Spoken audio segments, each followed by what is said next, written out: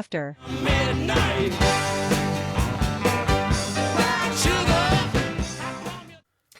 All right, clapping time. Nice. I'm going to let you do it this time. Thanks. I appreciate that. Just you, man. Just you. Well, Have you been? good. Been good? I've been good. How's Dalton been? I've been good, man. Good. Been good. Just been not working a lot. Good. Good. Work slow right now. Good. Yeah. Been For like, once, Right. ever, in the whole time I've known you. It's not the worst thing in the world. No. No, It's a good thing. it's a nice little break. Yeah. Welcome to the Just After Midnight podcast. We are your hosts, Dalton Brown. Anthony Bokoles. There we go. Look at that. We've done it. I think We've this is come the up first with a time. thing. Well, it feels like the first time. I thought you were gonna be like, I feel like a woman. See, the only thing I can think about when I hear that is the scene from Santa Claus 2, where Santa Claus, played by Tim Allen, is trying to find Mrs. Claus. I don't know why it's so funny to me that you had to specify that Tim Allen. Like Santa Claus is such a sought after role, and so you gotta like played by Santa Claus, not the Kurt Russell version. Not the Marlon Brando version. Right. Yeah, no. Well, there's a whole scene in that movie where he's trying to find Mrs. Claus. Right. Because there's the clause in the contract. Right. There's which a is Santa Claus clause. the Mrs. Claus. And he has to It's on the date- card. Yeah. It's in the fine print. The little tiny fine print. I love those movies so much. Oh, I mean, definitely. It's past Top tier Christmas now, Christmas, so though. we should have done a Christmas episode, but we didn't. We can make up for it. Yeah, I mean, the Santa Claus movies, that's top tier. So good. That's top tier. So my good. personal favorite. What? Let's hear it. What's your personal My favorite? favorite Christmas movie is Jack Frost. Okay. Michael Keaton. Yeah. Jack Frost becomes the snowman. comes the salmon. A salmon? Did I say that? Becomes a snowman. Yeah. A snailman. Snailman. Yeah, I think I did. Yeah. He becomes a snailman. Yep. Which is much scarier. Yeah. Yeah.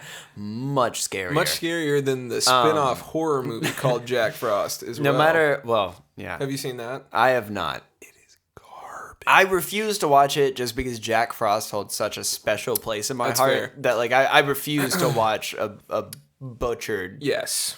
fake horror Well, the movie commercial for that was on every VHS I owned as a child. of Jack Frost. Yes. Jack Frost, that commercial was in the beginning of... Spirit. Yeah. Spirit, the horse movie. Do you remember that movie? Oh, yeah. Oh, yeah. The I don't soundtrack remember. I was don't remember. banging. I don't remember anything. The only scene I remember from that movie is where they were trying to break the horse, Yeah. and then when Spirit That's was like just the iconic running one. buck ass wild. Yeah, because that's when the best song in the movie comes on. Which was? I don't remember now. Hidalgo. Wish I could was fly. another one. Yeah, that's it. Oh my Was God. it really that? I think so. Oh, no. That's... You were going for R. Kelly, weren't you? Yeah. Yeah. Yeah. Not the lyrics. I don't even think you're That allowed to was say his Space name Jam. anymore. Oh, We're going for. I mean, he's a Bar convicted belly. felon. So, he's a bad person. I will go ahead and Yeah, clarify that. He's a horrible individual. Yeah, sure. Yeah, him and doesn't- Bill Cosby are probably, they would be perfect cellmates. Great cellmates. Great cellmates. Cellies Could for you life. imagine that sitcom? It would be a sitcom, all right. Could you imagine R. Kelly? Dude, I listened to a fucking 45-minute video by this guy Dreading on YouTube. Yeah, oh yeah, Dreading's You know Dreading? great. Dude, he came up so quick. I know. He produces He does great stuff. Such great videos. Yeah. Man, I am hard peeing right now. Like, oh. Yeah, produces great videos. I thought we were going to have to buy you some diapers. But No. I'm just some nappies. Shit, dude, I'm gonna get so sidetracked doing this. I was at the which is real quick. I was at the Walgreens the other day getting baby Wet naps. Motrin. Yes. No, getting baby Motrin. Yes. And I felt so bad for this lady because she was about to walk up to the counter the same time that I was. Yeah. And she was probably in her 70s. Y'all both had diapers, just different reasons.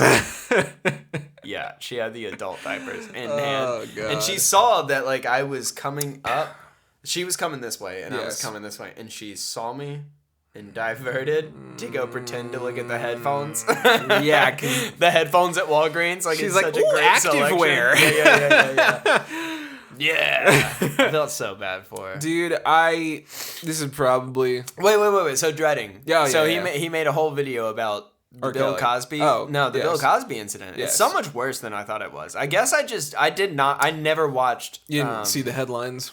Well, no, I did. Yeah. But I didn't dive that into it. I kind of took Nor it at did I. surface level. I was just like, Yeah. oh yeah, Bill Cosby's a piece of shit. I could Yeah. believe that. Cool. You know, like, Sure. good enough. He's Yeah. drugging people.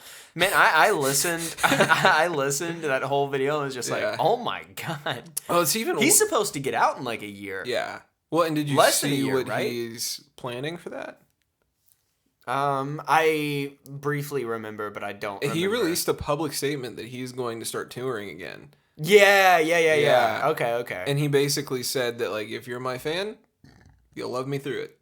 And I think he'd been in the clink since cancel culture really started taking an uptick. I think he really drastically underestimates the probability of that. I think Or you overestimates. I think you really underestimate the amount of people that will go. Yeah, I get that. He'll have filled seats. Unfortunately, that's true. I mean, not that it's even comparable, but I had a similar thing happen to me because I went and saw Louis C.K. live Oh. the week before he got canceled. Listen, man, free Louis, bro. I mean, he's not Well, even he in is prison. now. I mean, yeah, He's not he's- even in prison, but like, free Louis, man. Quit with he's that. on everyone's podcast and coming back fine. He's coming back fine. Yeah, I'm just saying. I'm just going to go out on a limb and say it, dude. He's funny. Yeah, he's funny, but like, what did he do that was that? He didn't hold anybody against their will. No, it's one of those sexual misconduct things, which is he valid. Told him, It's just, but he told him. He said, "Hey," he Yeah. got him back. He got him back to the hotel and said, "Hey, do you mind if I just like beat off real quick?" yeah. What's wrong with that? If If they didn't want to be a part of it, they could have left. It's not like he held a gun to him. True. Well, hey, and- can I beat off real quick? If somebody said that to me, I'd be like, "Nah, I'd prefer you didn't." Yeah. Like, nah, I'd prefer you maybe didn't. in there, you know, And people- far away from me. I get the argument that like he's like famous, and so they were like, well, he just feels It's like a an powerful abuse of figure. power, maybe. But is it? Because he's Louis C.K. So like, Well- how powerful is he? Physically not. I mean, but like all around not. He has a failed FX show. Like, how True. powerful is the guy? Well, 2 failed FX shows. Which is funny because I thought Louis was pretty funny. Oh, Louis is great. Yeah, I thought Louis was great. did not like the other show that he tried to do. You remember that one? Something in Harry's. Actually, Oh, I feel like it was like a. it sounds familiar. It was like a play on Cheers. It was like a bar sitcom. it sounds familiar. It was okay. And then after that, he only released his specials on his website. So if you wanted to watch a Louis C.K. special, you had to go on his website and buy like a pay-per-view type Right. package. All that's done now. But suffice to say, the only reason I bring that up is because at first I felt bad that I had gone and supported him right before he got canceled. But then after I kind of heard everything, I was like, well, every female comedian that they talk to who was willing to talk about him doing what he did, Right. all said that they either found it funny or they kind of knew it was going to happen to begin with. And I'm not excusing the behavior, but at the same time, I think that like there's a huge difference between that and something along the lines of what Cosby did. Oh and it's God, fucking eons of a difference. But that's what I'm saying is light years of a difference. in the opinion of social justice, the difference is not accentuated. The difference is rolled off almost as a non-issue, that there is a difference between the two behaviors. And I think that's really the problem, is that there's no nuance with those conversations. It's, you did this, and because of that, can't stand to look at you anymore. You And think Louis gets grouped in with Cosby? not now. Initially, I think so. But that happens to everyone who's like recently canceled. There's always sort of an uptick afterwards where they're like, I guess. well, it wasn't as bad as everyone said, but he's still a piece of shit. And that's kind of like, that's where I start to draw the line on some of these things, is like going, well, you know, yeah, what he did may have been shitty, but like, there's a difference between that and something that's like prosecutable in a way that could literally ruin someone's life, you know? Am I right? Am I right though, in the sense that like that is all he did, right? He just got women back to his hotel room and was just like, "Hey, is it cool if I beat off right now?" I mean, did he just round the corner with cock in hand, just already wanking it? That's what I'm wondering about. Because if that's what happened, that's way worse. That's sexual assault. I mean, that is. But yes. if I looked at you and said, "Hey, man, is it cool if I just like beat off real quick?" And you were like, "I mean, sure." I guess. That doesn't make me a bad person. No. It makes me weird. It does make you weird. Now, like, that's weird. I do think that the permission or the consensual nature of you gotta of get the act, consent. Yeah, but more so than that, I think really, because that's how it was framed, was that he was like some sort of like sexual terrorist almost. Yeah. Because here's the thing though. A sexual terrorist, yeah. I don't think that... Just from listening to him, I don't think that this is the case necessarily, but I think, especially the reason why the early detractors really were as outspoken as they were, is not because of the action itself, but because of the thought process and the mentality behind the action. Not necessarily that the fetish itself is so wrong, but the idea that instead of committing a sexual assault, you're hiding behind the fact that as long as you don't touch the other person, you're technically safe. That makes sense. In the eyes of the law. And I think that's a shitty move, if that's the intention. But I don't know that or think that that's the intention. I haven't talked to him, so I don't know. Yeah, I mean, I have no idea. But speaking of sexual misconduct, being a Tennessee based podcast, we might as well just go ahead and bring up the fact that we've been in national headlines. We have been in national headlines twice this week. We say we, but we couldn't live further away from this place. right. So 2 separate occasions now we've made highlights. Yes. Highlights, headlines, whatever. We're all over all the medias. Unfortunately, one of them is cool. Always a bad thing. One of them's no. One of them's kind of great. It started off great.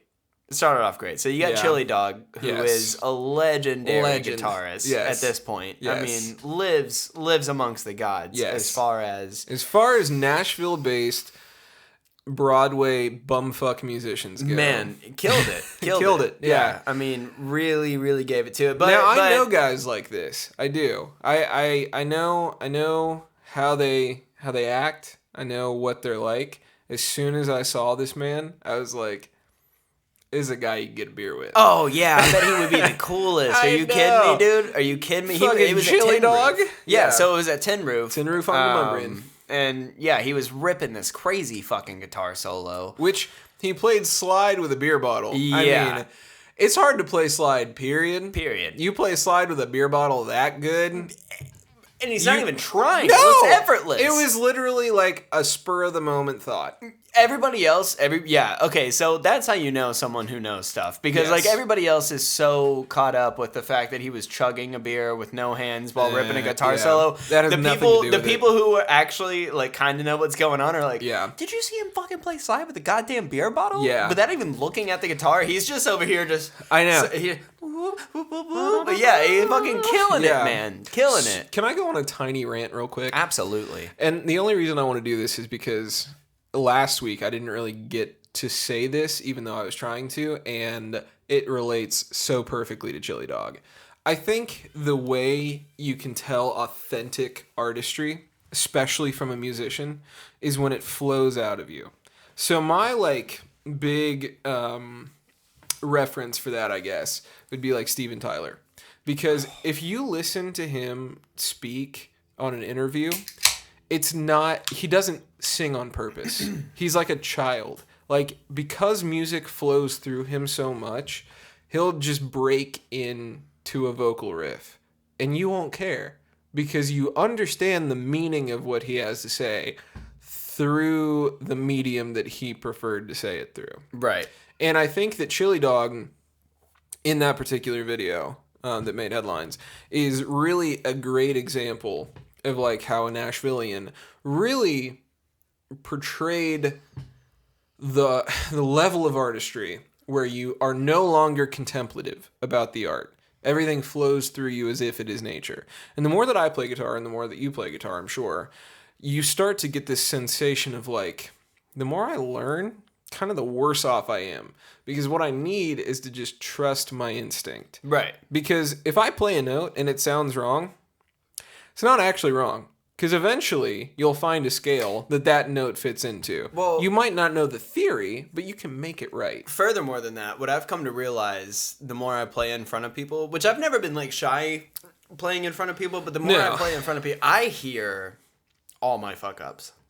I hear all of them, and it hinders me a little bit. I mean, if I fuck up while playing, it makes me sing a little different too. It's like it's weird, man. But then I'll tell people. So like, okay, so for example, I had my mother over for brunch last Saturday. I played her the new song that I'm working on, and I misstrummed a couple times. Yeah, and you're like, fuck. I hated it. I hated it. In my head, I was like, come on. But no one noticed. Come on. They had no idea. I got done playing, and they were like, why are you not trying to get on a stool in Broadway? Like, and I'm like... And I say that about you all the time. You do. I know you do. But, like, it just... It's because you have something unique, in my opinion. Which is... We're not even gonna dive into me. We're not even gonna dive into me. We're not gonna dive into me. You're the musician here. So if we're gonna dive into anybody, it's gonna be you. Okay, if you want to go that route, hand me your guitar real quick, and I'm gonna show you the most embarrassing part of my week. You want to do this? Yes. You gonna show me? Okay. So... My one of my new gigs, and I don't know if I even really would call it that yet because I have so few students, but I have been teaching guitar lessons. All right, well, don't down yourself. You're a guitar teacher in the Murfreesboro, Smyrna location. So if anybody is interested, he's very talented. That's nice of you. Yeah, no, seriously though, if you're around Murfreesboro, Nashville, Smyrna, he'll teach you how to play a fucking mean G chord. Unfortunately, yes. So that's actually part of this. So I'm teaching like a 7-year-old right now. Oh yeah. And he's really cool because he's got this great natural ear, and he like if you play a note, he'll go and sing along with it. He does it on his own naturally, without being prompted. Not prompted at all. Oh, wow. He'll just go. And he'll find like a harmony for the note. It's ridiculous. So he's got this like really cool natural ability, and I feel bad teaching him sometimes because I can tell he's 7 and he's like picking up guitar well, but he's gonna be a singer one day, and I just know that already. The other day, we were going through a guitar book that he had from when he took guitar at public school. He's homeschooled now, and he was showing me his favorite song in there and was like, this didn't make sense to me when I was only getting 30 minutes a week with 6 other students in the room. Can you teach it to me? He picked it up in like 30 minutes and was playing the whole song straight through before I left. It was John Jacob Jingleheimer Schmidt. The like nursery rhyme thing. Yeah. And most embarrassing part of my week was that as a vocalist and someone who has multiple albums released, I picked up that guitar, and it's John Jacob Jingleheimer Schmidt. His name is my name too. Whenever we go out, the people always shout, there goes John Jacob Jingleheimer Schmidt. Na na na na na na na na. Yeah. And that's the chord progression, right? Uh-huh. So I played the chord progression right, but I went John. You just let in weird. Dude, I had no idea where the starting note was. I hadn't heard that song in a million years. Yeah. And it's just the G's. Did he correct you? No, but it was really funny because I went, John Jacob Jingleheimer Schmidt. What the fuck is this? And it literally... It took me the entire guitar lesson to feel like I was a musician again, because I was like, I didn't know the melody for John Jacob Jingleheimer Schmidt. Couldn't pick out a G by ear. That just, Buddy, it hurt me so bad. You could have told me to name any of the lyrics in that song, and I wouldn't have fucking got it. Fair. I don't, yeah. It was a little blow to my pride. Not that it matters, but yeah. I mean, hey, if you want to take guitar lessons, I promise you, I sing about as well as I play guitar. It's a very mediocre. See, that's me, man. That's why I don't listen. You're lying, but I'm serious. That's why I don't want to get on fucking stage. Is like I'm better at songwriting than I am, or I'm better at the writing of the lyrics than I am the writing of the music. You know who else? One of the most famous singers of all time was exactly like that. Although you got a way better voice. If you say Bob Dylan, I'm gonna come across this goddamn day. Is it Bob Dylan? It's Bob Dylan. Oh, you fuck! I'm just look. Bob Dylan also made a deal with the devil, and it's already everybody knows. Isn't that depressing? It is bullshit. Is it? It's bullshit in the way that Is it? nothing actually happened. He blew the fuck up. Yeah, because He became a famous it's musician. this is the same problem I have with all of the secrets. Have you actually looked into the Bob Dylan devil deal? Yes. It is interesting. I don't believe in it, but it's interesting. There's actually a really great video on YouTube about. I already know. That's probably the one that I watched. Yeah. It's like a 40-minute video about Bob Dylan's deal with the devil, and Robert and all of Johnson his and- friends yeah. were like, man, one day it was Bob Dylan, and the next day he was fucking Bob Dylan. Yeah. But here's the problem. People are so willing to blame supernatural things for things like that. But when you It's really just chance. Well, yeah, but when you look into the story itself of how Bob Dylan rose to fame, right place at the right time. Right. First off, him and Paul Simon contemporaries, but he came first. So Bob Dylan and Paul Simon both trekked through Ireland for a while and came back with a ton of songs. All the early Simon and Garfunkel none stuff of them were Irish jigs. Yeah, fair. And Bob Dylan met a lot of people on that trip. He met Paul Simon. He met the Beatles. And when he came back, everyone was influenced by him. And then he started playing these sort of like underground little hippie, kind of the way that you see in like a John Waters movie. Mm-hmm. It's the one guy with a beard playing the bongos and everyone else sitting around a stone guitar player. He was that guy. And after that, or not after necessarily, but during that rise to fame, what you see is not necessarily mainstream attention, but you get the subversive media really paying attention to him. So what ended up happening, in my estimation, is people like D.A. Pennybacker, who made 2 separate documentaries about Bob Dylan's rise to fame while it was happening. And also was a Time magazine documentarian. D.A. Pennybacker made such artful and tasteful documentaries. He basically made Bob Dylan's career without Bob Dylan being a part of it. You know that music video of Bob Dylan like thumbing through the signs that he's holding in the like alleyway, the super famous Bob Dylan thing. That comes from a D.A. Pennybacker documentary. And that one short section blew up way more than anything else that Bob Dylan had done at that point, because it was a very unique visual concept. I guess my point is that a lot of people don't give credit to the periphery of the artist. They just see the fame and they see the aftermath, but they don't see the continuity of how that started and the different people who were influential in pushing that forward. Right. Well, it's like why so many people get mad about the whole a lot of rappers will say you thought this happened overnight. Right. This was not overnight. No. This was cold, calculated moves. Is what this was. Well, and Prince is a funny one. So he's probably the best independent artist of all time. He's definitely like the model for what an independent artist should be. I mean, he wasn't independent for a long time though, was he? No, he was signed to Sony Records up until Well, up until he started writing slave on his face.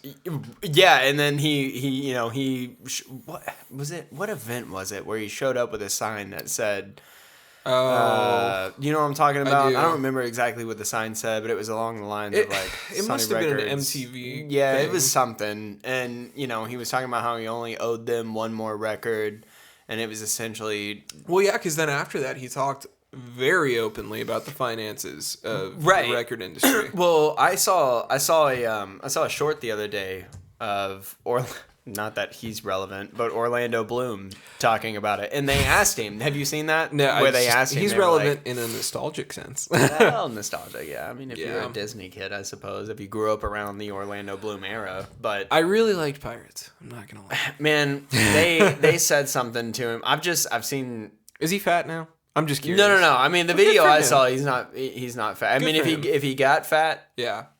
Did he start off fat? No. Okay. I'm just because he got heavy into the drugs. Oh, I didn't know that. Oh, you didn't know Good that? for him. Yeah, he got kicked out of his he had a roommate at one point that kicked him out. Wow. Because good he for was him. Off on the drugs. But that's good. They were talking Very to proud him, of that and they were like, "Man, what do you think about Prince's death?" And he was like, "Man, he got what was coming to him." And they were like, "What the fuck are you talking about?" Yeah. He was like, "I mean, he made a deal with the devil, and the devil came and collected.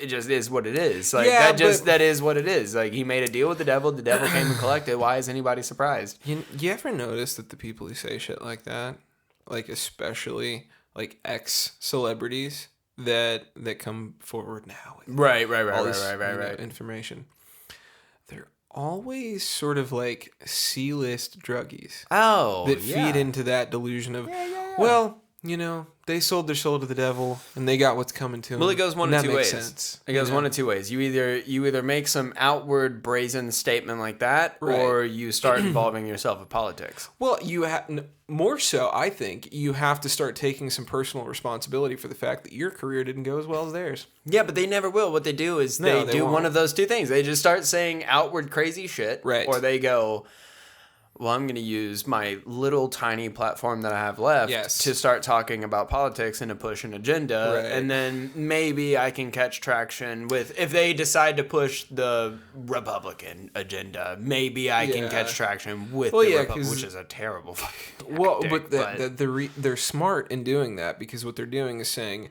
well, I feel like I have an audience with the alt-right crowd. Right. Which makes sense, because those are the QAnon people.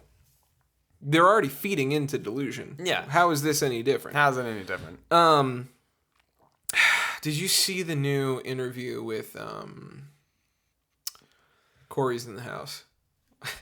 It made me think of it because his name, it has Orlando in it as well, and I can't remember his name. He was. I know the kid you're talking about. Yeah, he was in That's So Raven. Yeah. So he maybe he was the one that got kicked out of the apartment. Well, all I know is that he put out an interview recently where he was on a podcast, because he's I don't know if he's a rapper or what. Yeah, both of them were. Orlando Bloom was a rapper too. Yeah. Legolas was a rapper? Yeah, absolutely. I don't know how I feel about that. So Corey's in the House boy basically came out on a podcast recently and called everyone in the government reptile people.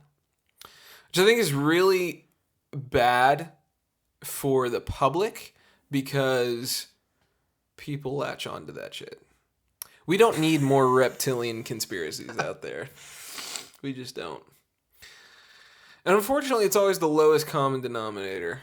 It's always the low-income, toothless cigarette smokers that buy into that shit. You know what I'm talking about. I'm caught up on the fact that Orlando Bloom is not who I meant. Who did you mean? I was like, there's no way Orlando Bloom was super into drugs and shit, because he's been in the public light for most of his career. Orlando Brown. That's who I'm talking about. Yes. He got heavy into drugs. Okay, this makes a lot more sense now. I was about to say, like, really? Like Will Turner is getting Will tweaked Turner. on Yeah. on the weekend? Whenever you said Pirates, I started second guessing everything I had said. Whenever you said Pirates, that's why I was like, yeah, That's so funny. well, Wait. yeah, Orlando Bloom. Orlando Brown. Yes, I should have been like white guy, and you would have been like, no. Yeah, you should have said white guy. Yeah. We'll put a disclaimer at the beginning of that part and just go, Orlando Brown. Nah. Let it ride. It resolves eventually. It's like shit. I hope I get a cease and desist from Orlando Bloom. Like, quit spreading fucking rumors. It's like when you land on a 7 chord. What? Okay, don't play that guitar.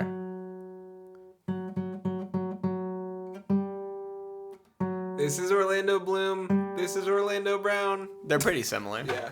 Pretty similar. Even out of tune. Similar. Even out of tune. Listen, same first name. Have a different name, you know? For real though. Yeah, no, so that's the Corey's in the House guy. Yeah, no, he is I think it's in the same interview that you're talking about, but he seems like he is. There's a certain type of person, and we both know them because we live in the Middle Tennessee area. Right. They're called tweakers. Yep. And they have no grasp on reality.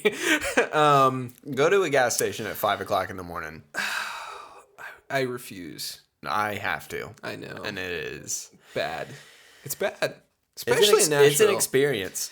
Yeah, well, none of them have gotten high yet, which is really the problem. That's why they're so beggy at 5 o'clock in the morning. You think that, man. Well, they're still coming down, man. I go to the Speedway on Murfreesboro Road. Oh, you should never go to a gas station on Murfreesboro Road. At least 3 days a week. Well, because it just goes Laverne, Antioch, Nashville. But like South Nashville.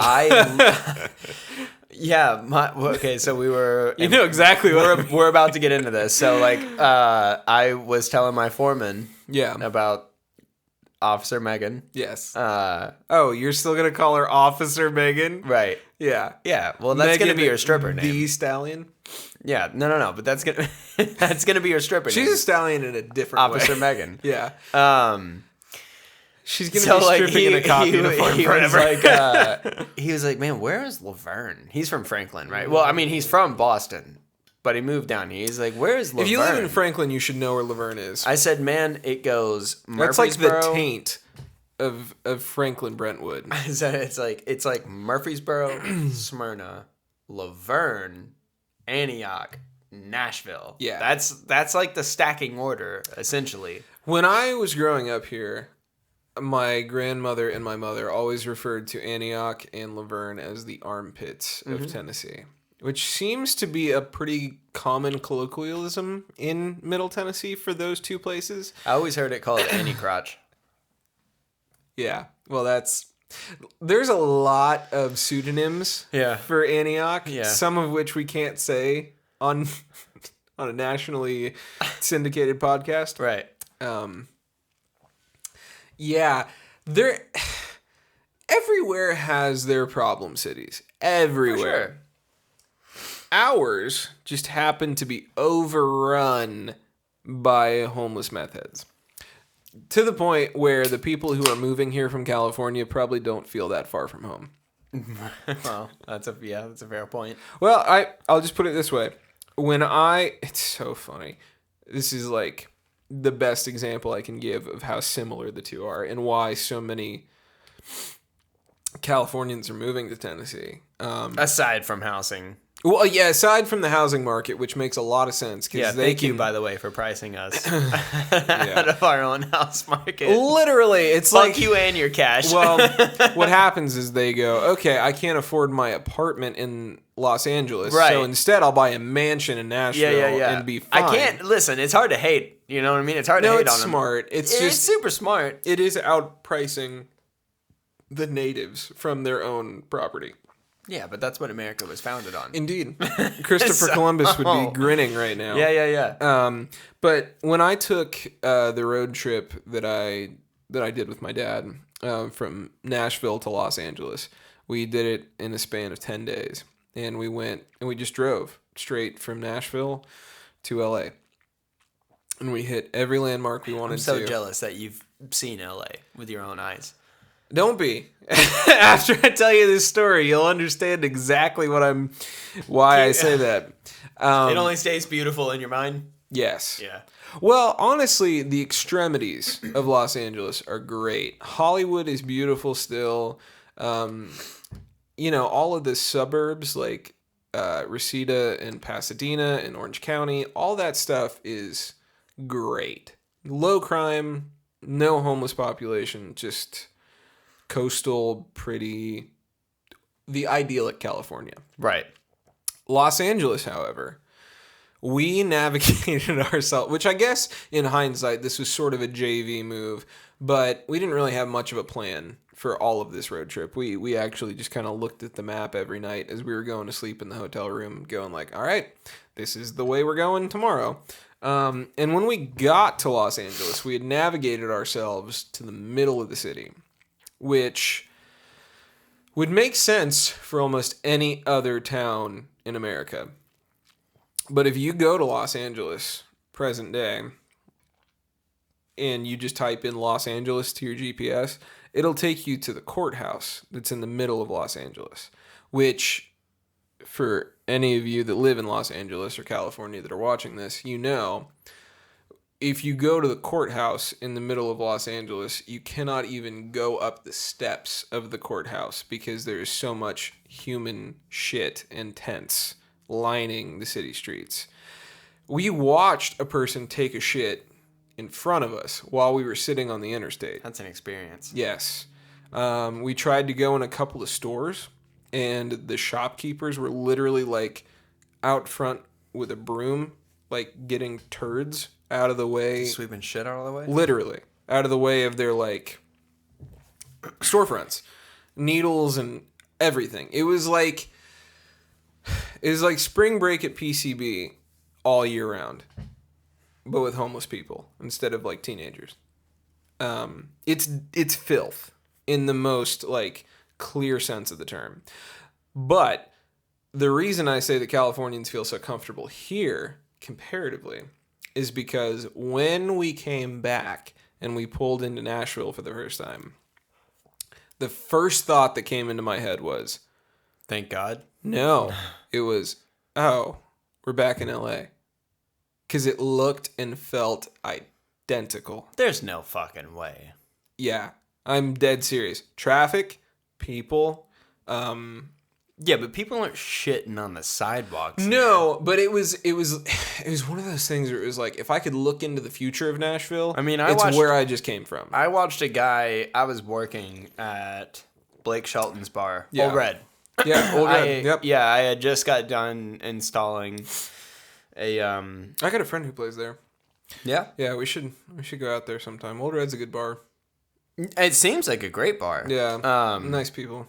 I just got done like working on their dishwasher and like tying in a bunch of shit, and I'm outside waiting for a pickup, and while I'm standing there, this guy walks up, and there's like a hole in the concrete, and he just starts like digging dirt out of the hole just for fun, collecting cigarette butts. Yep. Just puts them in his pocket. Yep.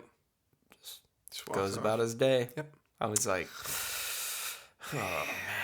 You know, here's the funny part about that too. When I was a valet in Nashville, I did that for about 6 months, and I got very well acquainted with not only the homeless population, but with just the streets of Nashville and what it's like to kind of like pound the pavement, so to speak. I still get lost in Nashville. Oh, me too. But it definitely helped for that short amount of time that I was more familiar with it. And granted, I was making good money, like $1,000 a week. Just, it's pretty fucking solid. Amazing for a college student. I cannot tell you how many weird homeless interactions I had. I had one lady offer to blow me at the valet stand. This 60-year-old crackhead. For what? Nothing. She just said that she had an ex-boyfriend that was a redhead, and she wanted to see if my dick was bigger than his. That's what she told me. What? Yep. I was going to get gas on How the was way. it? I made every excuse I could to go pick up a car because I don't even have keys in your hand. You're like, I'm gonna go get this summer. Literally, the shitty part was she lived near to that restaurant too, and I only know that because so she wasn't homeless. Well, she was homeless in the fact that like she posted up in that territory, but she had a bed to sleep in. Maybe I don't know. She never told me. She just told you that she lived around the corner. Yeah, basically. Right. And she made it a habit of like waving at me and coming by my valet booth like way more often than I wanted. I would quit my job. I did. Because she played a part in that. She definitely played a part in it. And here's the fucked up part. And I wouldn't admit this to anyone but a future employer, other than on this podcast. Right. The real reason I quit that job. Everything on this podcast is fake anyway. Yeah. I always tell people the real reason I quit that job is because they wanted me to wear a branded jacket for the whole of the winter, and they were going to take $250 out of my paycheck to pay for that, or else I was going to freeze outside because they wouldn't allow you to wear any other kind of jacket, which definitely had a portion to do with why I quit. And I get that, like, hindsight, it's not a great reason to quit a job. The other reason, though, it seems pretty solid. The other reason, though, is because I was being harassed constantly. And they wouldn't do anything about it, I'm sure. No, of course not. Yeah. Well, and here's the Deal shitty part. It's Nashville. The reason that I cared so much was because the place that I worked, where she came up and said hi, was the place that the owner of the valet company personally went every single day. It was his bar. He'd pay me $50 not to park his car. He would park it, and then he would look at me and go, "Don't let anyone touch that." And then he'd always come out with a $50 bill for me, which, to be honest, was probably why I was making like close to $1,000 or $1,000 a week. $1,000. I wish. I was like, holy shit. $1,000 a week, because fuck this podcast. Him and everyone else that went to that place tipped incredibly well. It was this little hole in the wall, like, acoustic cafe where you could just like have like a 5-star French meal and get fucked up on nice wine and listen to like some Italian guy serenade you on a guitar. It was a great spot. Problem was, right next door. Afterwards, you gotta let me know what place this is. Yeah, I will. Right next door is a rundown laundromat where all the homeless people congregated, and the people who were on the kitchen staff for this place sold heroin out of the back of the bar. So they were like friends with the homeless people. So the homeless people didn't come up to the front of the restaurant. They came over by the valet booth to go buy their shit from the kitchen, which was right behind me. I mean, listen, you gotta make ends meet. Yeah,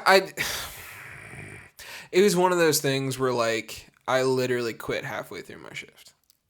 Oh, no shit? Yeah. Is that bad? It was that bad. And since then, I've not worked in Nashville because it just gets to you. I got bad news for you, buddy. Look, unless you're working in an office building, we're going to make our way to Nashville. That's fine, because we won't have to deal with constant harassment. No. We'll have a studio. We'll at least have a space.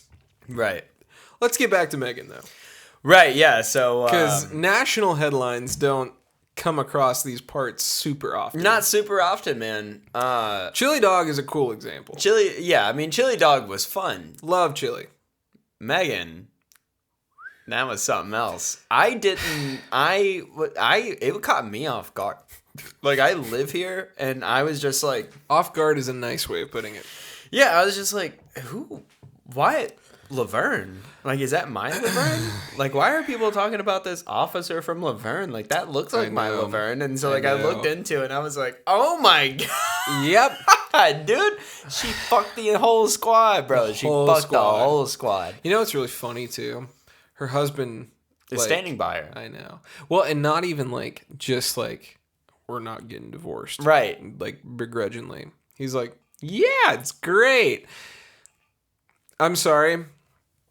I don't care what kind of relationship you're in. You cannot be an attractive person to your partner if you are that much of a fucking cuck.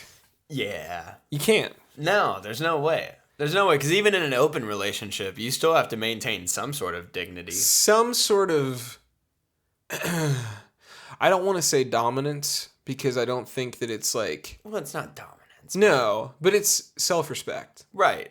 From both parties. I mean, if she's getting hit, there are rules. There were 5. I think it was 5 confirmed. Yeah, 5 confirmed. 5 or 6. Meaning, yeah, there's probably more. Probably like 20. Probably.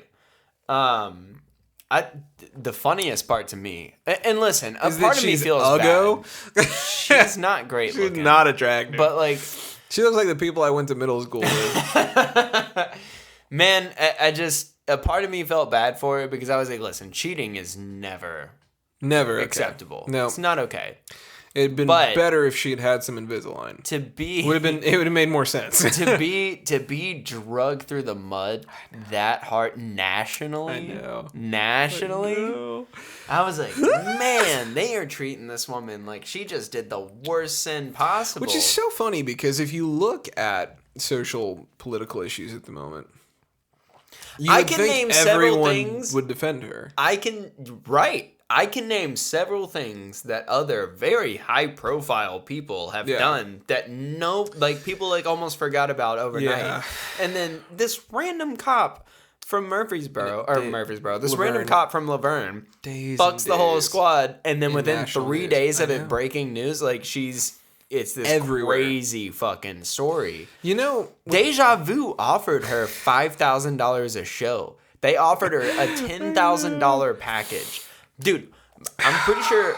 She's making better money that way. My sister works at Deja Vu. Is that the one she works at? I'm pretty sure it's Deja Vu because she used to work at Crazy Horse. That's the one... And then Crazy Horse closed. Right. I've almost been to Crazy Horse twice. And the people that I was going to go with pussed out. Which I think is really funny. She, I'm pretty sure it's Deja Vu now that she works at, and they offered that woman $10,000. That's not including it's tips. A novelty. I mean, right, because it would attract such a crowd, but that's not including tips. Yeah, she would probably walk out of there with just money hand over fist. Money. I almost want to call Miranda right now to see if that's where it was. I'm not going to, but I'm pretty sure it's Deja Vu. Deja Vu. Not that I've been to any of them because... I've never been in a strip club. I've not ever been in a strip club. Mostly because I've been in them in GTA. I'm just kind of scared. Yeah, same. I'm a little scared, man. I don't know how to handle that. Well, there's just nothing attractive about it either. Not to me. I mean, there's nothing attractive to it to me. But like, I feel like I could go there and have a good time. Oh, yeah, you get really drunk and laugh a bunch. Right, like I can have a good time anywhere. But I feel like I wouldn't know what to do if... like a half-naked woman came up to me and was just like, hey, because that's their job, you know what I mean? That's their job, and I'm just like, I know, that's your job. I'm getting weird right now. Yeah, knowing me, I would just like sip my beer. I would just be like, that's what you would do, because I feel like you are worried about perception, maybe, of enjoying it. And not that I wouldn't be, but I feel like I would literally just be like, "Oh, aren't you cute?" And I would just, I would just be like trying to make friends with them the whole time I was there. I'd be like, "Oh, hey, what's up, girl?" No, I don't want to lap dance. I still don't want to lap dance. Yeah, I'm good at conversation. But you seem like you were someone's daughter at some point in the distant past. I'm good at conversation. Yeah. I can walk into any bar and have no friends, and I can leave knowing people's names easily. Totally. Especially in Nashville. People are so friendly in bars in Nashville. But if you're going to approach me half naked like that, and I just, you know...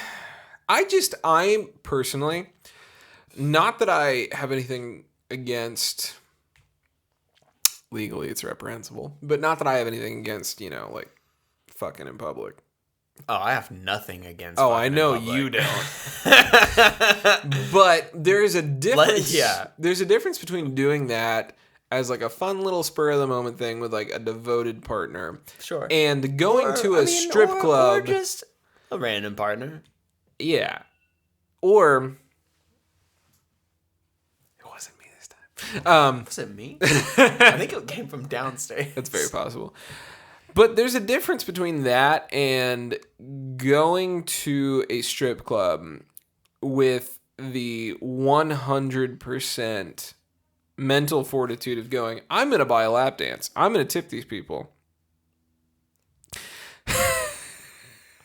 Dalton just showed me a picture of his child. And he looks like a 70-year-old man trying to eat sweet soup. potatoes for the first time. How funny. Anyway. But don't you find that there's a difference between like consensual partners fornicating in public compared to I'm gonna wear my best gray sweatpants to Deja Vu this Friday. Hope the front seat don't get wet. You know, like it's that like unabashed, like I don't care that I'm gross. I'm gonna show everyone that I'm a disgusting human. Okay, but nobody going to a strip club is getting laid. No, not even close. Not by totally the workers, transactional. Yeah. 100%. Yeah. You would be a step that okay, that is the main reason. Oh, they definitely assume it's possible. And they get mad when they realize it's not. That is the main reason why I want to have my sister on as a guest is because I think it'd be so interesting just to hear the stories. Prod and she understand that. She posts them on Instagram. Her Instagram stories, she'll post like text conversations between her and clients.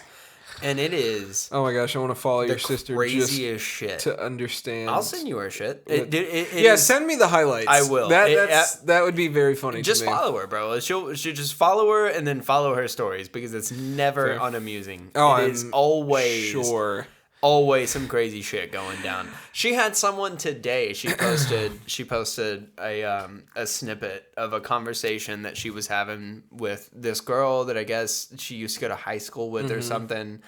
And this girl's been sending her like these weird DMs over the past couple months where it was like 1 second she was like super like complimentary and like very nice and very like, you know, and then the next second she's like giving backhanded compliments, right?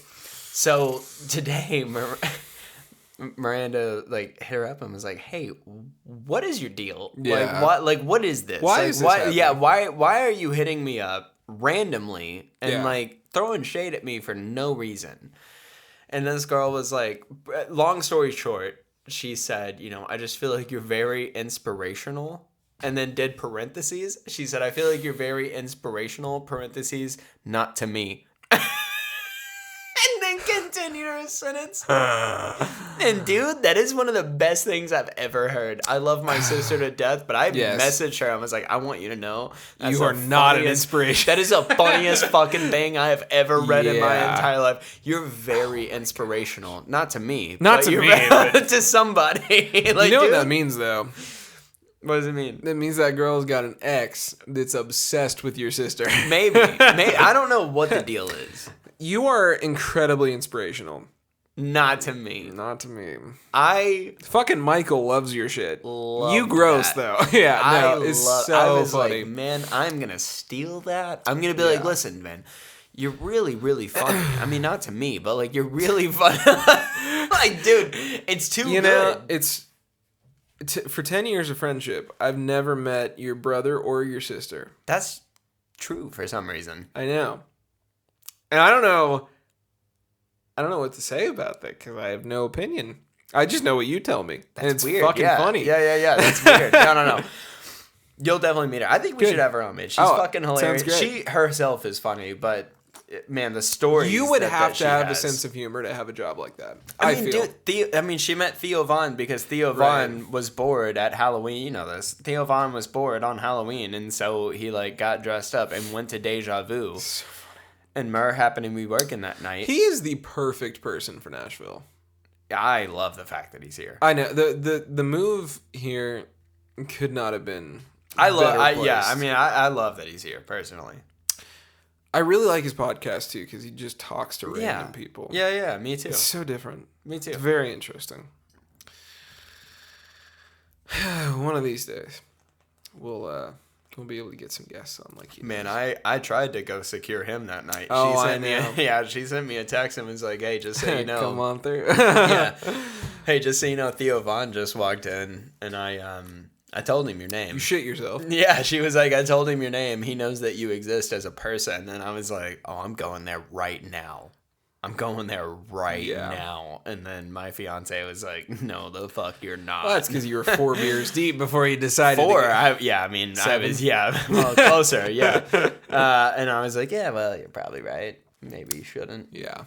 Well, you don't have a great track record for being both sober in a car and having up-to-date license plates. So I'm good now. I'm good now. I was good then. I think I was good then. We don't know. It's debatable. I either was or wasn't. I have no idea. I have no recollection. Listen, I just have a problem with giving the government money that doesn't belong to them. Me too. I don't enjoy giving them money for free. Which is why we're moving to Dubai. Because we're not paying taxes in a few I've got years. a problem with moving to Dubai, though. I do too. Because their people are slaves. I know. I don't feel good about They it. enslave the lower class to work for the upper class. It is a tax-free society. There are caveats to this arrangement. I never thought that I would be the good guy in a situation. Me either. I'm getting older and more jaded. But I think that's really what this boils down to. I just don't know if Dubai is the right move. Okay, we'll go to Ireland. Or Scotland. Scotland. Ireland. Well, Ireland's cold and cloudy. Scotland. Castles, hills, Loch of Ness. Which one's Galway Girl? Is that Ireland? I think it is. I think that is Ireland. Scottish? Or is it Britain? Because Ed Sheeran, didn't he write Galway Girl, or did he cover it? I don't know. I hate Ed Sheeran as an idea. Wow. You don't know how many times in my life I've been compared to that shrimp-looking motherfucker just because I have red hair. Yeah. Everybody says Ed Sheeran. Nobody says Rupert Grant. Yep. Not that would be much better. I mean, Rupert Grant landed Hermione. In a movie, wow. Not in real life. See, that's the funny part about redheads. There are only 2 variants. Mm-hmm. Ugly as fuck or attractive. Only 2 things. Some people look good with red hair. I would say you pull the red hair off. I do, because I'm not really a lot of... You don't have like the crazy weird pale...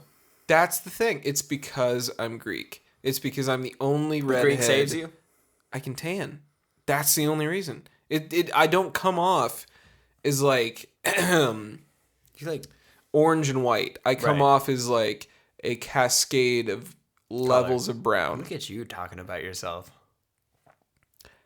I come off as a cascade of brown. I feel like the internet's not gonna like that. Well, I have brown eyes. I have a darker pigment hair. Listen to the white man. I can tan. I come off as a cascade of brown. Okay, fair enough. Probably not a great thing to say. Hindsight in this moment is telling me I should have worded that differently. No. Okay, look, I'm not a sour cream person. I have some pigment going on. I'm not translucent and vampiric the way that most of my kind are. Can you put that in your Instagram bio? Sure, why I'm not? a cascade of brown. But I'll put the Cascade trademark so that everyone knows it's like the dishwashing detergent, not like an actual term. That is great. Yeah, I shoot myself in the foot a lot. Listen, have you heard me talk during this fucking show? For the first half, I said Orlando Bloom was a crackhead. That was... He might be. I was saying Orlando Bloom was a crackhead that said Prince deserved to die because he made a deal with the devil. Turns out, Orlando Brown. You know? You're a cascade of brown. I'm a cascade of Orlando Brown. Man. That is me as a person. That is a rough life. Solid, though. A lot of meth. So... I have a topic I want to bring up. All right. I want to ask a question first. Love answering questions. And then I want to have a rebuttal. Okay. What happens if I agree? Just shoots the doubtful, whole thing but it I think it might be funnier if you agree. Let's hear it. What is the difference Okay. between an internet hero and an internet villain?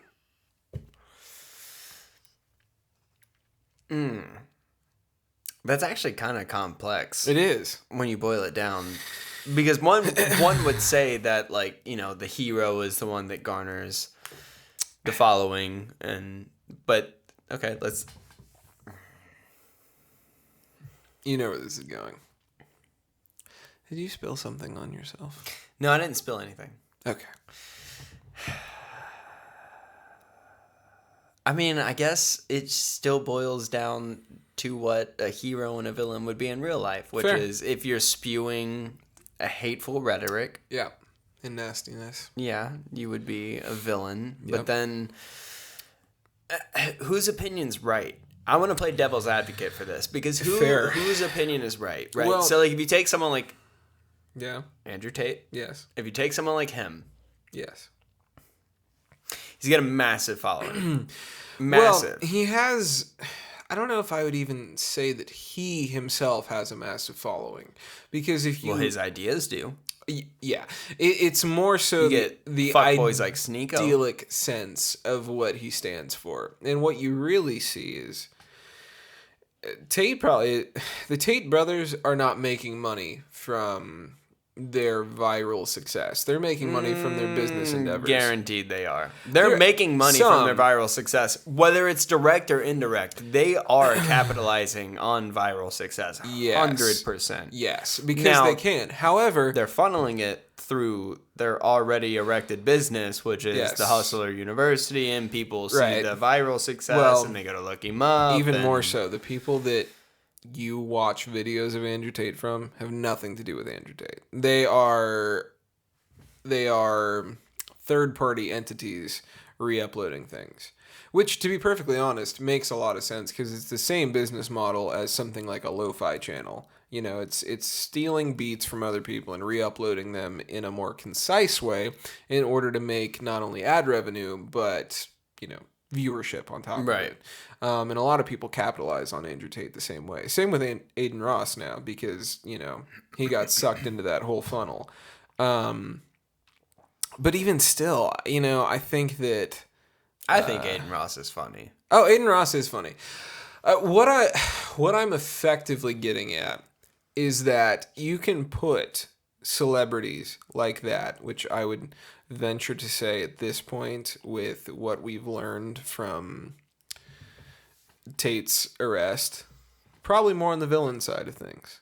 And because of that, what I'm asking is not who we like as heroes and villains in the internet, but what is the in-between? And who qualifies for the in-between? Because I can think of one really famous example that is in action horrible, but mentally it's defensible. And honestly just kind of sad. But also really funny. Which is the way of the internet. I'm very curious who your idea of that is, because I almost feel like I have an idea of who you're talking about. I feel like you're talking about Jordan Peterson. I'm not.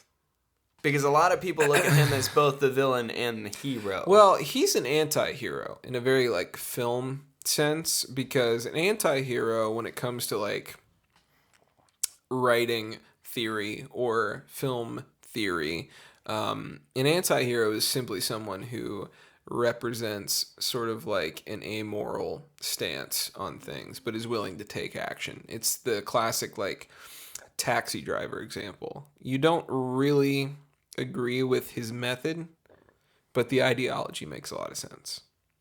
Who I'm talking about is Chris Chan. And the reason that Is that the villain or the hero? I would qualify Chris Chan as the anti-hero, or more so an in-between between the two. Really? Well, because he is a high-functioning autistic man, as he will tell you, or she. And Chris Chan has done a lot of things to represent him, herself in a negative light, and dox themselves, and they've done everything in the book that you can on the internet. But there's also a mental handicap. They've done everything in the book. They've done everything in the book. Yeah. But there's also a mental handicap in place. There's manipulation from outsiders causing some of these things to happen. And then really what I think is the worst part and the saddest part about the whole thing is Chris or Christine always, throughout everything that they ever posted, always maintained the fact that even though they are high-functioning autistic, even though they have done some reprehensible things, all they really want at the end of the day is to bring a smile to other people and to be a light of good. Sucks because they're really, really bad at it. Horrible at it. But the intention is good. And I wonder, in this day and age for the internet... But intention's a dangerous thing because intention is based on perspective. And so... Internal perspective, yeah. Right. And so you could say that you intend to do the best thing for a population, but your idea of what the best thing is not a shared ideal. No. However, I will say that as far as Chris Chan goes, 50% of it is the most like childish, benign stuff you could ever think of. And then the other half is like, well, this is an autistic person who's reached sexual maturity. And there are complications with that, especially with the varying degrees of the autism spectrum. I have a family friend who is not high functioning, just very autistic in the most, clinical sense possible. Autistic, non-functioning, basically. Yeah, my aunt-in-law is like that? Yes. Gotcha. This guy is young. He's probably like 17 now. And when he reached sexual maturity, it was basically like stated that we as a family apologize in advance. He's probably going to try and hump your daughter. Everywhere that you went with them, they had to basically keep him under lock and key because he would try and hump anything that came in front of his eyeballs. Not to say that every or even a majority of autistic people are like that, but I think that there is a certain naivety in the way that they view sex, because especially in Chris Chan's case, you can tell kind of where his morals and ideals about the subject come from. It's very much from his mom and dad going, well, you have a sweetheart, and your sweetheart is your kind of like lifetime love interest. And once you find that person, you're complete because you found your other half. And it's all talked about very sweetly. Problem is graphic sexuality in the way that Chris Chan has portrayed himself does not line up with the naive perspective that he has on the subject. Right. So it's a very paradoxical thing to sort of really start to take apart, because it's not just... Honestly, what it makes me think of is sort of like the evolutionary principle of like an ape brain. Like it seems to be almost reflexive to people who are in that mental state, that it's not necessarily that they're so horny like the rest of us would be. It's more so that there's like this primal urge to act on these things, and because of that, it becomes an obsession to some of these people. Chris Chan is an interesting case because it's not necessarily that he just was like rampant or appalling with his advances sexually. It's more so that he was just so open and honest about what he was thinking internally, which is traumatic from a viewership perspective in its own right, because most of the things that Chris Chan would be willing to talk about or describe on camera, none of us would even admit to thinking those thoughts, much less put it out for thousands or hundreds of people to see. It's turned him into a very infamous figure until he went to jail. Yeah, I mean, I've definitely listened to some in-depth investigative videos on the Chris Chan thing involving him and Did you know that he is the most publicized human being in all of history? He is the most printed individual in the entirety of history. Really? The most documented person of all time. That seems insane to me. Yeah, and it is, but it's only because people online decided that they were either going to fall on one side of the spectrum or the other. Do we take care of Chris, or do we laugh at his demise? And they met in the middle on a place called Quickie Farms, which is a rebranding of what used to be called the Quickville Wiki. It was called the Quickie because...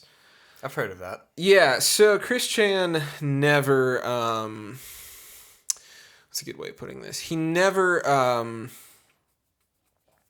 wanted to live in reality. So he lived in Virginia. I think it was a Charlottesville, Virginia. I'm pretty sure that's what it was. And because he came up with the idea of Quickville as sort of an abbreviation, sort of a play on words for where Sonic comes from, he came up with an entire internal monologue and history for the town of Quickville. So he kept calling Charlottesville Quickville because in his mind he believed in something called the merge, which would be original characters that you come up with, fictional characters from popular media, cartoon characters, merging with our dimension and our reality. And it was supposed to be sort of like an apocalyptic vision that Chris Chan had, that eventually Sonic the Hedgehog and all of his friends were going to merge with our reality. Yeah. And because of that, Quickville was sort of like the center of all of those things happening at once. So Christine Weston Chandler came up with Quickville, and the Quickville forums, or the Quickie, were basically there to document what they now call the Christory, which is the whole history of Chris Chan as a person. From that, they were getting a lot of hate and starting to garner some attention because Chris Chan had been in the media quite a bit for macing someone at GameStop because he was trying to replace a game cover with a game cover that had Sonic's arms as flesh-toned instead of blue. He called it sensory overload, that Sonic's arms were now blue, and a far cry from what the games should be like and what the character design should be like. There's just so much to go into with Chris Chan, but they rebranded it to Quickie Farms after the main person who ran the website decided that it needed to be an effort more towards preserving Chris Chan and keeping him financially stable compared to just tearing him down, which is kind of what the website was beforehand. So It went from the Quickie to Kiwi Farms as sort of a play on words on the play on words. All of this history of Chris Chan goes back to 2004 when he made his first video on YouTube and doxed himself before doxing was even a term. He doxed himself. He literally reads out his full street address and his phone number as a written prepared speech on YouTube in 2004. That house burnt down because he plugged a coffee maker into an extension cable, which set the kitchen on fire. Damn. He has the worst luck of any human being in history, I think, and is the most documented person. So it's a very strange timeline of events. You have to pee? I gotta take a quick break. That's fair. But I do have questions about Good. your Chris Chan knowledge. Fair enough. I actually also have to pee, so we're going to call this a little cut in the podcast, and we'll be back momentarily after we piss. All right, so we're back. You've missed nothing. All that we did was take turns in the bathroom. Right. We Alleviate ourselves. We had a tiny sword fight. Wow. Tiny is a bit of a stretch. Duration. All right, so what are your questions about Chris Chan? Because not that I am a Christorian by any sense of the word. You sound like a Chris defender. No, I am a... You as of right now... I'm an avid watcher of Chris. And... Avid watcher meaning what? Meaning like you watched all of his videos as they were coming out and you're a big Chris fan? Like, no. Let me get a grip on you Let me get a grip on you real quick. Okay. Are you... I mean, really, just you sound like a Chris defender. Well, he did. Yes, he fucked his mom. He did against her will. He is not defensible at this point. I can understand. He's in jail. That's where he needs to be. 100%. I can understand. He needs to be in the system somewhere before he fucked his mom. Yeah, I can understand. Like. Needing to come to his defense, right? Because it's just at a certain it's just point, a sad story. Well, yeah, because at a certain point, it's just like he's an easy target for the internet to bully. Yep, and that's what happened. That's not okay. No, in fact, but he did fuck his mom. Yes, so and this is kind of the conclusion that I've come to, is that it is how crazy is it, first off, that like we were talking about Chris Chan, and then when we came back, I'm just like, okay, but he did fuck his mom. Yeah. Everybody's like, holy shit. Like, if people don't know about Chris Chan, they're going to hear this and go, what the fuck? So if you don't know about Chris Chan, he was a caretaker. Is it wrong to call him Chris Chan at this point? Is it Christine Weston? It's Christine Chandler? Weston Chandler, because Chris came to the conclusion. See, this is really... Is he in a male prison or a women's prison? To be honest, I don't know.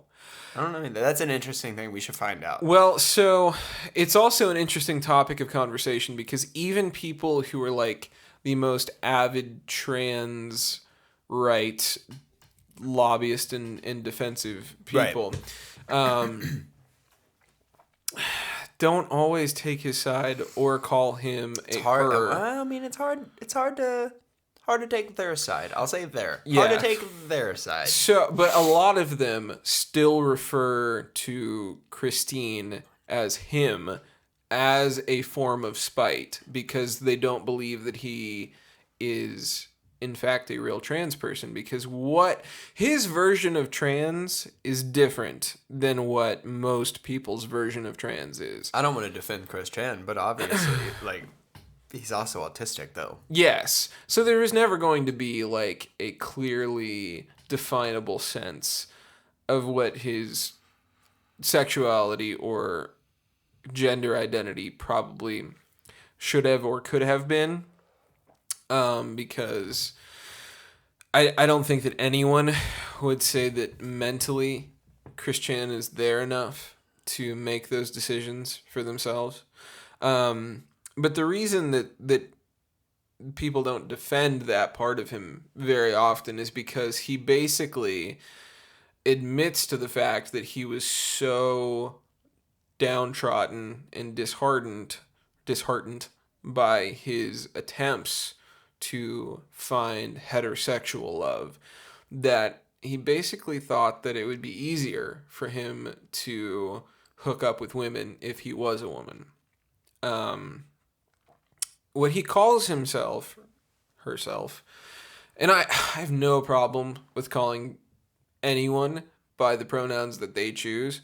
Chris Chan is an exception because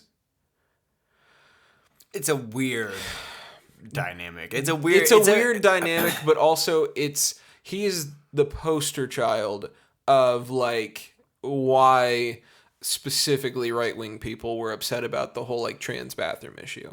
It's not because of like legitimately trans people. It's because of people willing to take advantage of that subject in order to get a sexually deviant, which unfortunately is a very real thing. Right, but Chris Chan is the poster child for that, because they claim to be a woman. Male trans lesbian. Right. Meaning that he basically took hormones, grew breasts, kept his male genitalia and only would date or have sex with women who considered themselves to be straight or bisexual or lesbians. So effectively, what Chris Chan tried to do was stack all the cards in his favor. But it backfired because no one wanted to have sex with them still after all of that. Which is the sort of like understood reason why he might have decided to fuck his mom. I don't know if understood's the right word. Well, it's understood by the fandom as like a possible motive. I don't know if there's ever a reason to fuck your mom. No, but absolutely not. Yeah. See, that's yeah. Yeah. That gets pretty heavy. Where's he from? Virginia. Virginia. Yeah. Don't you have family in Virginia? Well, I come from Virginia. I was born in Fairfax Hospital, 15 yeah, we minutes talked about that last DC. episode. Yeah. No, I have family really close to the town that he comes from. No shit. To the point where at a time I was very much considering the possibility of going to shoot a documentary where all the proceeds would go to him and his family. This was pre-mom fucking? Very much so. Years before that. Have you ever like actually gotten in contact with him? One time.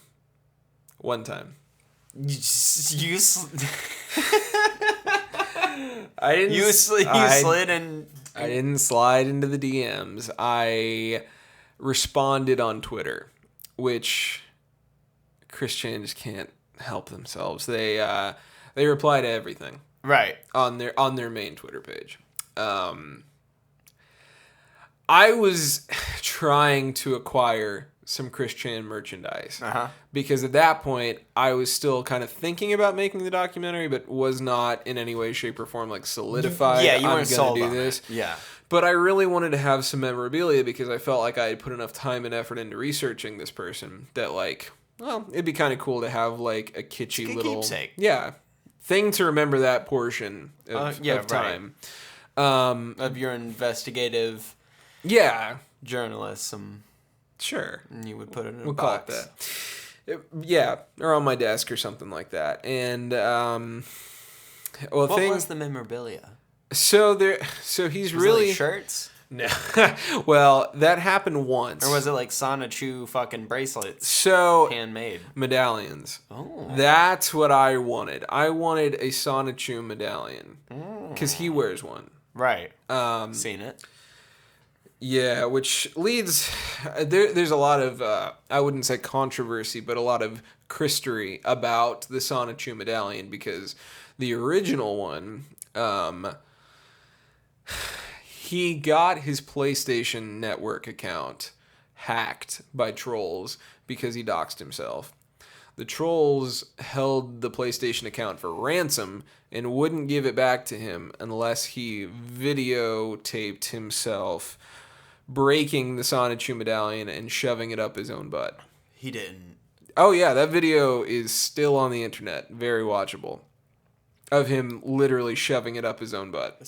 That's depressing. Yeah, well, the whole story is depressing because it's a bunch of non-mentally challenged people taking advantage of a handicapped person. Okay, that's why I wanted to go to his defense at first. I want to let you know. Yeah.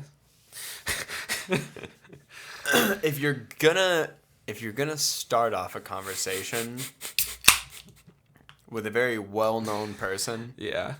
you should maybe highlight all the terrible things that have happened to them pre-mom fucking that made That's you fair. want to come to their defense. Because in the beginning, and maybe a lot of people listening don't know Chris Chan. Yeah. I, however, do. Yes. And so I am over here thinking, am I sitting across from a Chris Chan sympathizer? Yeah. Through thick and thin, Which you're is going to stand by him or her. Reprehensible whichever. at this point. At this point, yes. Now, Now, Yes. never fucked his mom? I could totally understand. So I could totally understand, like, hey, quit the bullying. I'm Yeah. for that. It's awful that he felt the need to break his medallion. What the fuck happened there? It's terrible that he felt the need to break his medallion and shove it up his own ass. That's Right. fucking awful. Disgusting. That is disgusting. As a human population, we should be better than that. So the reason that I'm so willing to talk about this is because the reason that I wanted to make the documentary and what I was going to subtitle it as is the first person who was ruined by social media. Because if you look back on... Because he dates back to 2006? 2004. 2004. Well, when was YouTube conceived? Same year, 2004. Okay, so he was one of Because- the pioneers on YouTube. Well, he was one of the first people to start uploading content onto the platform. I think the first video that was ever uploaded to YouTube that gained any kind of notoriety, because the first couple of uploads were the people who invented YouTube. After that, the thing that got traction to YouTube was they were the first people to upload the Janet Jackson Super Bowl mishap. Yeah. That's That's back when YouTube was a Wild West. right. That's the start of YouTube. Titties and all. Right. Very soon after, Chris Chan goes on there he recites a piece of paper that he has in his hands right outside of his front door that he reads and says his home address and his phone number. So from day one, he fucked up with basic rules of online privacy. Well, back then, of course, it was different then. yeah, I mean, 2004, dude, you're talking, like, mainstream internet Yeah. was not, No. like, a super prevalent, like, you gotta be worried about getting doxxed or Well- swatted or, like, all this crazy shit. In the- Nowadays, my biggest fear is people finding out where Yeah. the fuck I live. Right. We already give away enough information, I which is know. that we're in Murfreesboro, right outside of Nashville. Yeah. That's enough fucking information for me to give Keep out. going. No, I'm kidding. So, if you would turn down... So, I mean, long story short, there's a lot of Christery, and there's a lot of stuff Love that you use that word. That's hilarious, Christery. there's a lot of stuff that should have never happened to Chris Chan that probably affected and manipulated his actions. Well, it's crazy because when you look at it from an outside perspective and you look at it with hindsight 2020 and Right. you really take in everything that did happen, honestly, like if he wouldn't have been bullied so much and if he would have been perceived better, Yeah. maybe he wouldn't have fucked his mom. Yep, that's why I wanted to subtitle the movie like the first person to be ruined by the internet, because I really, in all of my research, he is the cornerstone of people's lives being destroyed by other people's social opinions. Is it the Whitakers that are the super inbred family? Do you know what I'm talking about? Oh, yes. Is that their name, the I Whitakers? don't Or is remember. it... I know what you're talking about. You know what I'm talking about? Yes. You I essentially want to be able to make that style documentary because I mean it's kind of that Yeah. dude does the same stuff where it's Right. or shit, dude. What is the channel where they take people off Skid Row even like meth heads off yeah. Skid Row and interview them right then and there? So that was the idea, was to tie Chris Chan's story into more of a global problem, which is cyberbullying, and really make the documentary about that and how. That would just be your big highlight. Right, yeah, Chris Chan would be the big highlight because I can't think of any other human being that has fallen from grace as much as Chris Chan because of other people manipulating his already sort of feeble mentality. Really, I just found it all nauseating until the mom fucking thing, because really there's Talked about it so there's openly just too. It was so crazy. I know. It was almost as if yeah. they just didn't think there was anything wrong with it. Which is really funny because for being a trans person and for being someone who fucks their mom, he's very open about being a Christian and never, ever faltered on that. Never deviated from the Christianity? No, and I think that a lot of it had to do with the fact that when I think autistic people, and this is not necessarily an opinion as much as like from watching current media and current documentaries and trying to understand autism better, it seems to be that they program themselves because they're aware that they're socially inept, but they don't know how to fix it. Right. So they watch media or listen to their parents about everything and regurgitate it almost verbatim. The same way that you see like a middle schooler being like a Trump supporter or whatever, and it's just because their dad's like because they don't have any comprehension of the world. Right. But it seems to be that autistic people sort of do the same thing. In the way that they accept anything that's been proposed to them in a convincing enough light. Yeah, and I can even relate to that on a personal level, because even when I was younger, I'm 27 now, but whenever Trump first started running, I was like, what, 21? That was 6 years ago? 6 years ago. Yeah, 6 years ago, because no, it was 7 years ago, wasn't it? Because isn't this Joe Biden's last run in office? No. Or not last it's run, his but first term. It's his first term, but it's his last year before re-elections. Yes. Okay. Yeah. So but it was 2016, which would have made me 18, 19, 20. Yeah. I would have been 20 years old whenever Donald Trump was running. And, I was heavily influenced by the people around me as far as that election went. And I used to be a pretty avid Trump supporter. Not to the point where I was like, it was my whole personality. Yeah, no. I never bought a fucking MAGA hat. It wasn't my entire personality. I was I was more so one of those people that was like, I would rather have Trump than have Hillary. Right.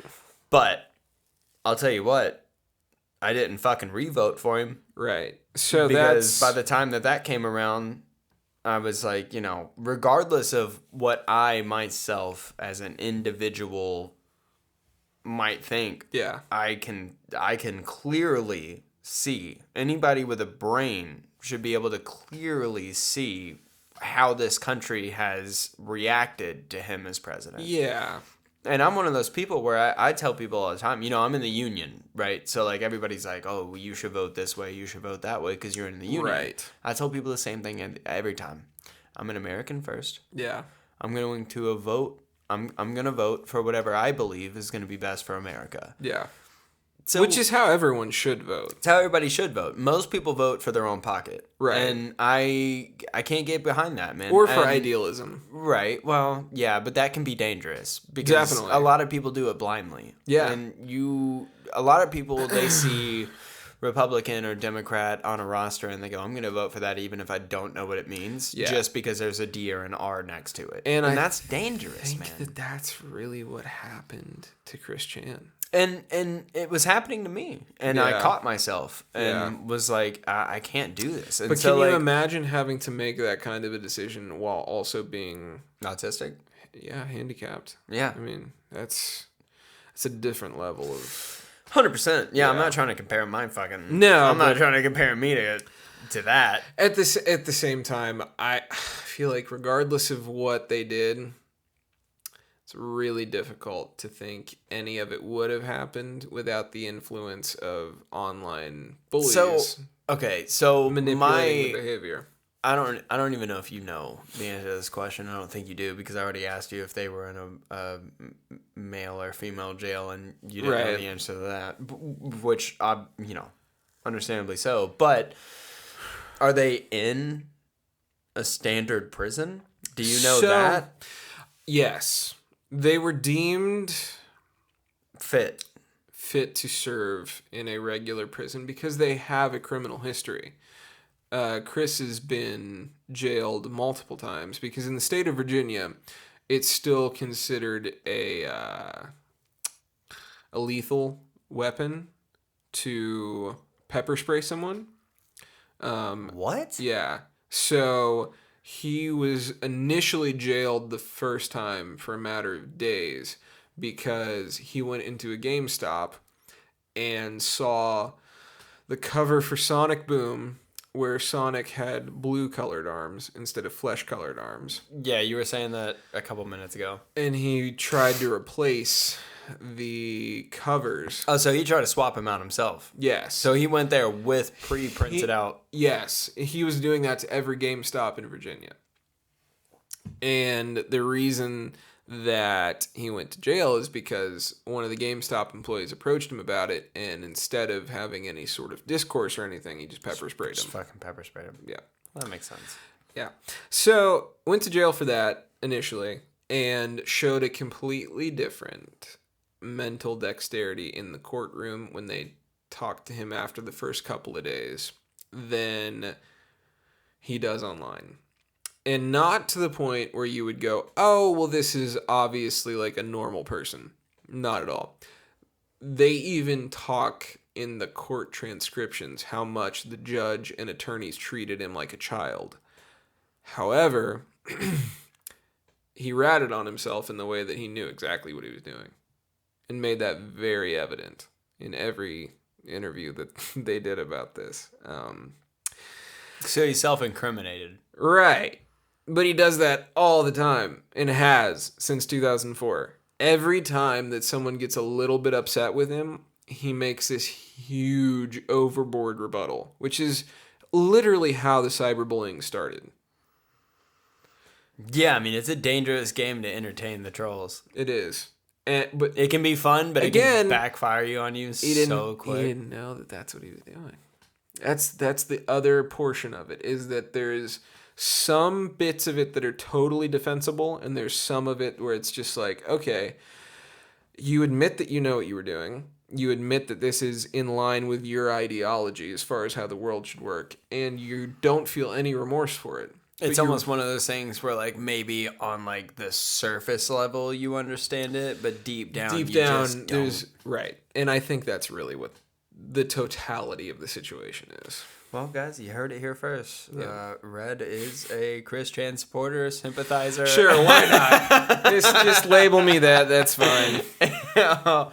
Just a hardcore sympathizer. Indeed.